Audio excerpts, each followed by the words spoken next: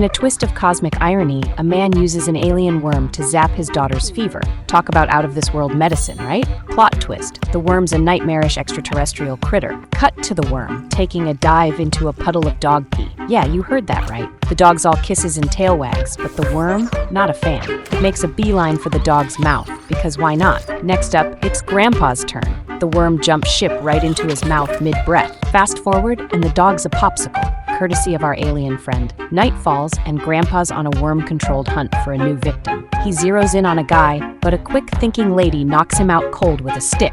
Talk about a home run. Villagers gather, and Glasses Guy is in for a shock. A giant worm emerges from Grandpa's mouth. But wait, there's more. It's evolved and now has a mouth. Glasses Guy dodges the worm like a pro,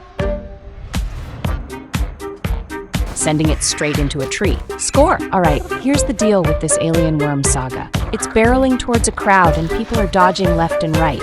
But here comes Glasses Guy, fearless and armed with a pot lid. Talk about an improvised shield. Just when he's feeling like a hero, bam! The worm makes a beeline for his pants. Glasses Guy hits the deck in terror, and the crowd rushes in.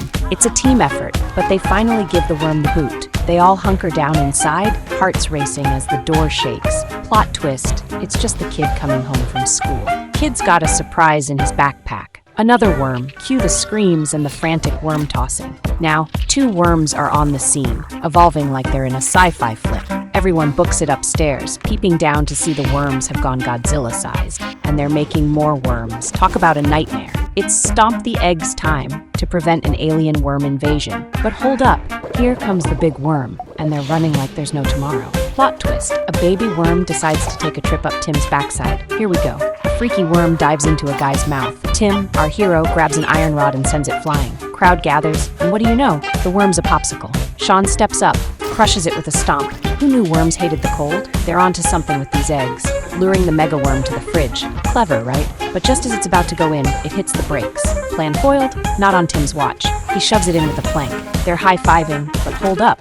The worm's tongue yanks Sean into the water. Crank down the thermostat, folks. The cold loosens its grip, and they're breathing again. But wait, there's a fire in the room. They're scrambling to put it out, accidentally kicking the water heater in the process. As the heat rises, our wormy friend's back in action. It spits at them. Because why not? Then this guy bursts in.